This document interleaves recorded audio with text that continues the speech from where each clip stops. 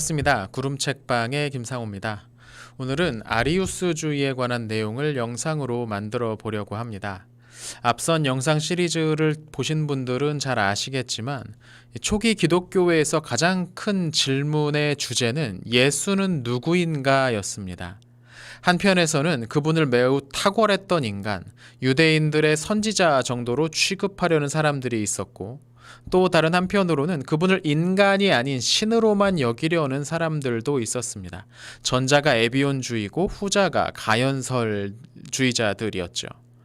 오늘 설명한 아리우스주의는 이 예수의 정체에 대한 문제에 마지막 결정적인 도전을 했던 사람들입니다. 콘스탄티누스 황제 기독교 공인 이후에 기독교가 제국의 종교가 된 상황에서 이 아리우스의 주장은 초기 기독교를 가장 크게 분열시키기도 했죠. 이건 단순히 신학적인 문제를 넘어서 정치적인 문제로 변질되어 버렸기 때문에 오래도록 쉽게 해결되지도 않았습니다. 그래서 결국 교회는 이 문제를 해결하기 위해서 황제의 도움을 요청합니다. 당시 황제였던 콘스탄티누스는 이 문제를 해결하기 위해서 자신의 제국 안에 있는 모든 교회로부터 250여 명의 대표들이 모이는 회의를 열게 됩니다. 이게 바로 니케아 공의회지요. 자, 그러면 우선 아리우스의 주장이 무엇인지부터 살펴보도록 하겠습니다. 아리우스는 기독교가 로마 제국 안에서 공식적으로 인정받기 1년 전인 312년에 북아프리카 알렉산드리아 교회에서 사제로 세워졌습니다.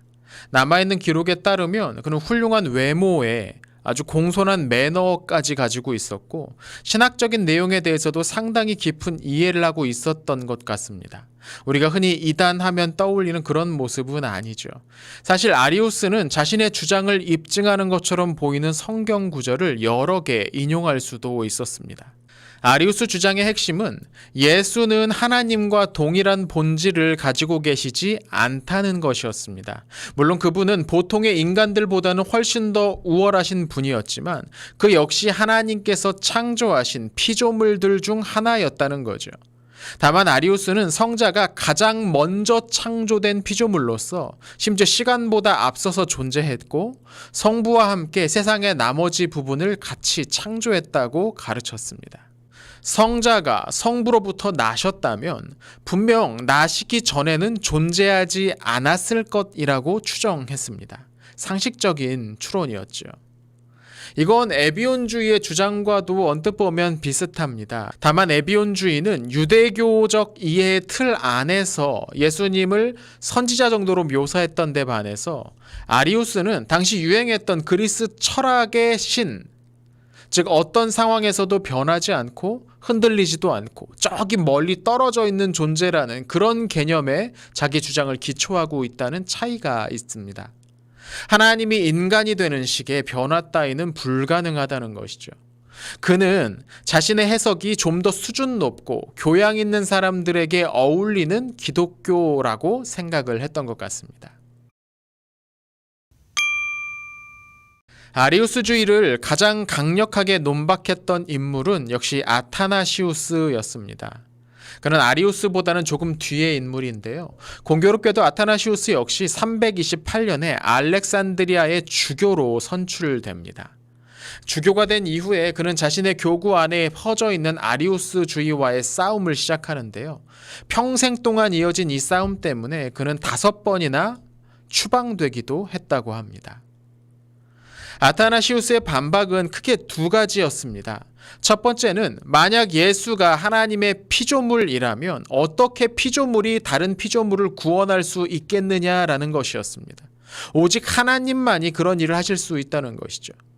그리고 두 번째 반론은 신약 성경과 그 당시까지의 교회는 예수 그리스도를 구원자라고 분명히 명시하고 믿어왔다는 점입니다. 그렇다면 이 두 가지의 논리적 결론은 예수님이 우리의 참된 구원자라고 믿으려면 그분을 하나님이라고, 피조물이 아닌 하나님이라고 인정해야 한다는 것이죠. 물론 아리우스 역시 예수를 온 민족의 구원자라고 믿었습니다. 아타나시우스는 아리우스의 주장대로 그분이 피조물이라면 구원자일 수 없다고 말한 거죠. 논리적인 일관성이 부족하다는 말이었습니다. 또 이미 1세기 말 기독교가 유효한 형태를 가지기 시작했을 때부터 그리스도인들은 지속적으로 예수를 예배와 경배의 대상으로 여겨왔습니다. 만약 아리우스의 말처럼 그가 하나님의 피조물이라면 이제까지 그리스도인들은 우상 숭배를 한 것이 아니냐, 이렇게 이해할 수도 있다는 거죠. 아타나시우스의 논리는 아리우스가 주장하는 것과 그가 예배하는 방식이 서로 일치하지 않고 있다는 말입니다. 그러니까 아리우스를 따른다면 예수를 존경할 수는 있어도 예배는 할 수 없을 테니까요. 상당히 선명한 반론입니다. 그래서 결국 교회의 역사를 보면 아타나시우스의 주장이 승리를 거두게 됩니다. 하지만 이 문제 해결까지는 꽤 오랜 시간이 필요했습니다. 앞서 말씀드렸던 니케아 공의회에서 정통적인 교리가 재확인되긴 했지만 그 뒤로도 아타나시우스가 고생했던 것으로도 알 수 있듯이 황제의 정치적인 입장에 따라서 때로 아리우스주의가 좀 더 우세했던 적도 있었기 때문입니다. 이와 관련해서는 나중에 제작해서 업로드할 초기 기독교의 연대기의 내용을 참고해 주시면 좋을 것 같습니다. 제가 이 영상을 제작하면서 많이 참고했던 맥그레스의 책에는 아리우스의 견해는 정통 기독교보다 오히려 이슬람교에 좀 가깝다라고 쓰여져 있더라고요. 실제로 아리우스의 견해는 현실 세계에서 완전히 독립된 그런 상태로 존재하는 철학자들의 신, 또 이후 등장한 이슬람교의 신 이해와도 비슷했습니다. 앞서 에비온주의자들에 대해서 말하면서 언급했던 여호와의 증인 같은 단체가 이 아리우스주의와 거의 유사한 관점을 지니고 있습니다. 예수는 하나님의 첫 번째 피조물일 뿐 하나님과 동일한 분은 아니라는 겁니다. 당연히 여호와의 증인에서는 삼위일체의 교리를 수용하지 않고 있죠. 또 검은 계열의 옷을 입고 다니면서 길에서 둘씩둘씩 짝지어 다니며 포교를 하는 몰몬교도 이들 역시 삼위일체를 받아들이지 않고 있습니다. 정식 명칭은 후기 성도교회 또는 예수 그리스도 후기 성도교회 이렇게 불리지요. 몰몬경이라는 그들만의 경전에 기초한 교리를 가지고 있는데요. 이쪽에서는 구약의 여호와가 신약의 예수 그리스도와 동일한 존재라고 가르칩니다.